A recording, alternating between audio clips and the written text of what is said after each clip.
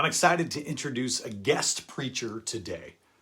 This message offers us a way to reframe the way we imagine God as a gentle, loving parent that comes down to our level and holds us. This message is also about how we can build moments of sacred connection with the children in our lives, moments that help the young people we know work through the challenging emotions of childhood and find their truth in the midst of their life. And if you take a moment to really let today's message sink in, you'll find new ways to create sacred moments of human connection with yourself and every adult in your life too. It turns out that the way we imagine the divine might be impacting the way we imagine ourselves and the way that we treat others. Lizz Enns is a podcast host, a mother, and a writer. I met her when I was a guest on her podcast called Deconstructing Mamas, and I've just loved how she brings a gentle and somehow also razor-sharp presence to every interaction. As you dive into today's message, think about the people who were parents in your life. Think about yourself as a parent, and think about the way you imagine God to be. Now here's Lizz.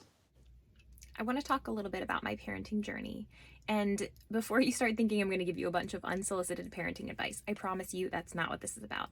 I really want to talk about how gentle parenting has changed the way that I relate to myself, love myself, and then also the way that I receive love from the divine.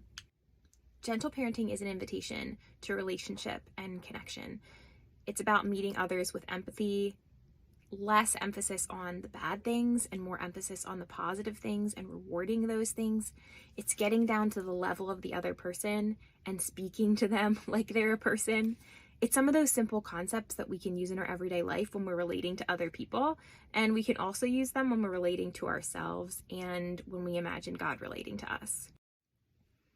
5.5 years ago, I became a parent, and everything that I thought that I knew about parenting really kind of went out the window. My knee-jerk reaction with my kids was to try and control their environment so that they wouldn't feel pain and they wouldn't experience hardship in life.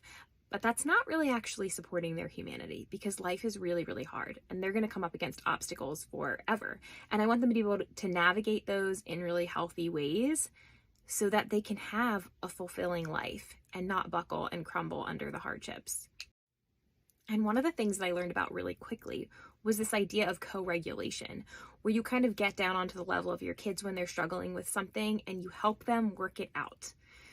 So there's not this expectation that they somehow know what to do, but you really are getting down next to them and you're helping them to navigate really hard emotions.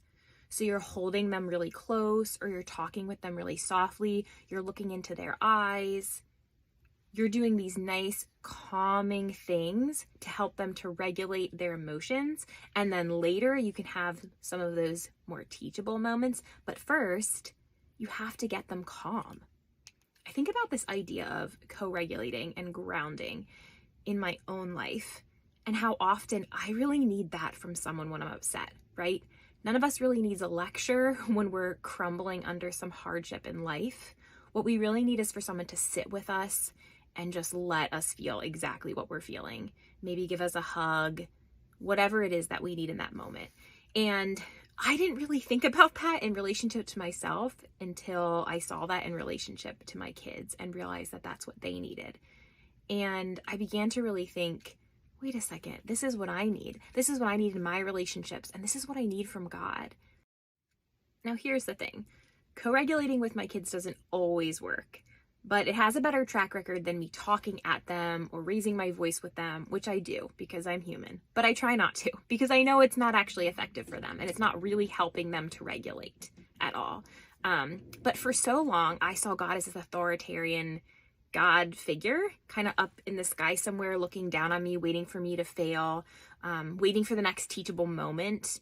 And I missed a lot of what God really is, or what God really could be, right? Because we don't necessarily know who God is, but I think sometimes the best understanding we can have of God is really based on our understanding of self and the ways that we need to be loved and the ways that we need to be in relationship. And I think that can definitely reflect on like who God might be and where God might meet us on our journey. I began to really imagine God gently parenting me. Now, this can also work if that parenting analogy doesn't work for you when it comes to God. It also works with this idea of friend and confidant and safety net and all of those things. Just this idea that the divine is coming down and sitting with us in our pain and helping us navigate through the muck and the mire, maybe not having all of the answers for us, right? I think we all probably have experienced that in some point in our life, not getting the answers that we want from God, but just sitting with us and empathizing with us and listening to us. And that imagery of this gentle God was really powerful for me and was really, really healing for me.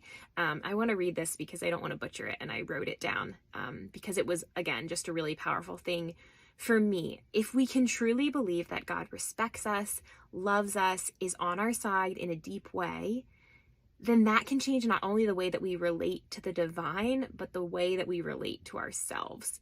What are we saying to ourselves when we say that we deserve punishment and scrutiny and separation and some of those things that maybe we were taught as young kids were important in our relationship with God? Are we embodying love and peace, or are we embodying a faith of control and fear? And how does it affect the way that we walk through life and the way that we approach ourselves and God and other people? I think it's really significant.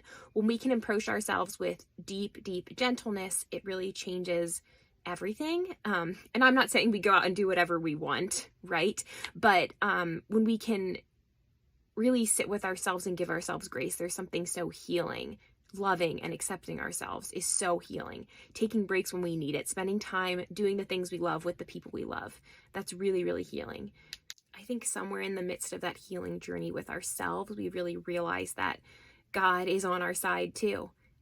Really, truly, deeply loving and kinder than we could ever imagine. Will you join me in the spirit of prayer? God, today I pray to be gentle, as I know you have been with me. I pray that I will meet people in the muck and mire of their life and sit there with them, gently holding them until they are ready. And God, I'm grateful for the gentle parental figures that have shown up in my life. I'm grateful for their love, their grace, and their guidance.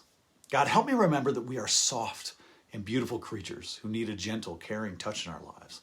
Help me be a gentle presence for the people in my life who need me most. Amen. Thanks so much to Lizz for today's message.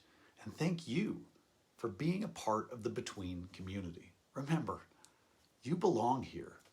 We see you, we affirm you, and we love you. No matter where you come from, no matter who you love, what you've done, no matter your faith tradition, no matter what you believe, or even if you believe, you belong here. Between is about you. Take this message into your life this week and fill the space between you and every person you encounter with your gentle and loving care. My favorite church is the space between people.